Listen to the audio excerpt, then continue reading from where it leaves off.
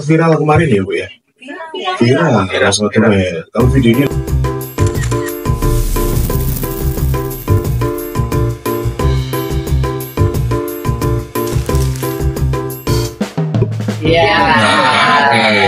podcastnya namanya Podcast Super. kenapa? Satu, angkat tangan. Kita terbuka. Ayo. Ayo. Ada. Podcast Super. Satu, angkat tangan. Ayo. Angkat tangan. Berani? Gak ada kata gak berani. Ayo, berani. ayo. Oke, Mbak siapa namanya? Oh iya, saya Mario. Selamat datang. Ini kan cara berkenalan tanpa harus menyebutkan nama atau perkenalan. Mbak Dea, saya Mario. Apa kira-kira? Kenapa namanya Super? Kalau super itu artinya suara perkantoran. Suara perkantoran. Iya. Oke. Perkantoran ya? Iya. Oke. Jurusannya? Manajemen Manajemen. Oke. Selanjutnya mungkin ada yang mau menyampaikan aspirasi suaranya. Kemana tujuan podcast kalian? Selain Mbak Dea? Selain Jauh-jauh. kata super yang suara perkantoran, super yang lain apa? Ayo, Tasya. Super di sini yaitu bagaimana cara kita di sekolah itu selain kita belajar, kita juga belajar public speaking. Oke. Kalau podcast bisa mengangkat nama sekolah. Oh gitu. Mengangkat sampai segini? Iya. Itu menjadi satu trademark yang muncul ketika teman-teman ingin membuat satu, ya kalau di istilah berita itu namanya bombastis atau bombastis title, biasanya gitu. Jadi bombastis title itu misalkan kalau kalian melihat FYP, TikTok atau Instagram, kalian lebih suka membaca isinya apa judulnya? Judul kan? Nah, misalkan judulnya 1 SMK tembus level dunia di Kabupaten Malang, misal kayak gitu. 1 SMK di Kabupaten Malang tembus level dunia. Orang bertanya SMK mana nih? Di bawahnya ternyata bukan untuk menembus prestasinya, tapi kasusnya. Itu kesalahan kita untuk membaca judul. Nah sekarang dimanfaatkan di podcast. Kita memanfaatkan itu untuk memanfaatkan isu yang terjadi di masyarakat. Kalau SMK bahas tentang itu. Bagaimana nantinya proyek atau bagaimana nantinya teman-teman ini ketika lulus SMK apakah menjadi pencipta lapangan kerja atau menjadi tenaga kerja. Kayak gitu, pernah nggak membahas itu? Cari mahasiswa, cari siswa yang mungkin jarang masuk ada.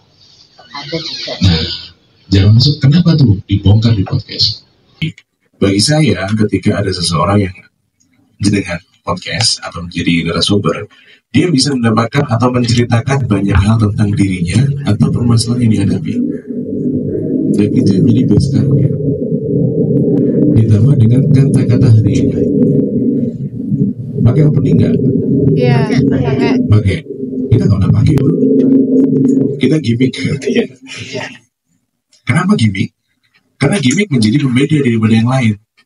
Yang lainnya pakai assalamualaikum, kita pakai waalaikumsalam. Karena tamunya yang assalamualaikum. Iya dong, nggak bisa dijawab tapi nggak ada assalamualaikumnya. Kan ruang tamu kita menerima tamu gitu. Jadi dalam perjalanan podcast ini, memang kalau kita mau ngejar teman-teman untuk penonton, saya harapkan jangan berharap soal nonton. Karena kita butuh buzzer. Kita butuh sistem algoritma. Nah, cara penulisan captionnya pun juga harus beda. Bagaimana cara kita menanganinya? Karena kita berbicara sistem ya, kalau YouTube, tinggal goalnya mau kemana? Banyak viewernya, atau banyak inspirasinya, atau banyak kontroversinya. Yang terakhir urusan cuannya beda lagi. Gitu.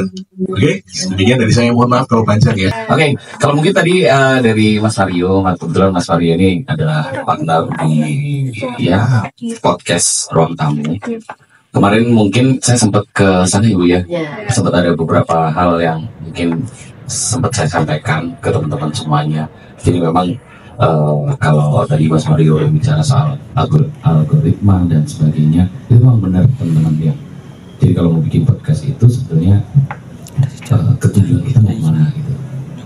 Yang kontroversi, ya kalau mau bikin kontroversi mah gampang ya sekarang ya, apalagi media sosial dengan banyaknya platform pasti bisa membuat apa yang kita bikin itu menjadi lebih viral. Tetapi balik lagi ya, karena tujuan kita bukan hanya sekedar viral, jadi memberikan manfaat, ya kan?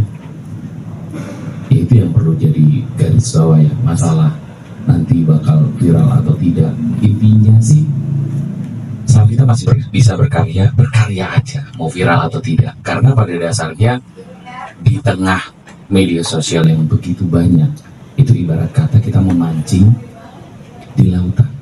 Kalau kita memancing di kolam pancing, jelas kolam pancingnya kecil, ya kan? Jadi dikasih ikan banyak, ya udah pasti bakal ada yang makan. Tapi kalau mancingnya di lautan itu kan luas, iya kan?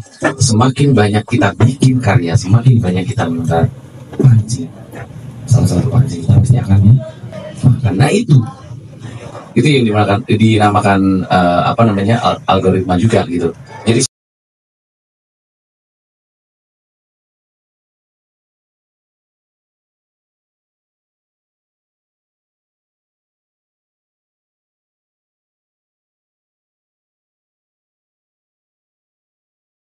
Nah dari sini, dari switcher masuk ke rekaman di laptop. Nah jadi ketika selesai produksi, udah jadi video mentahnya, video bukan clean fit ya. Kalau clean fit itu udah jadi logonya dan sebagainya. Jadi dari kamera langsung ke switcher. Dari switcher nanti tinggal waktu editingnya kita tinggal masukin bumper, opening, closing. Tinggal masukin title, udah selesai kalau kayak gitu. Nah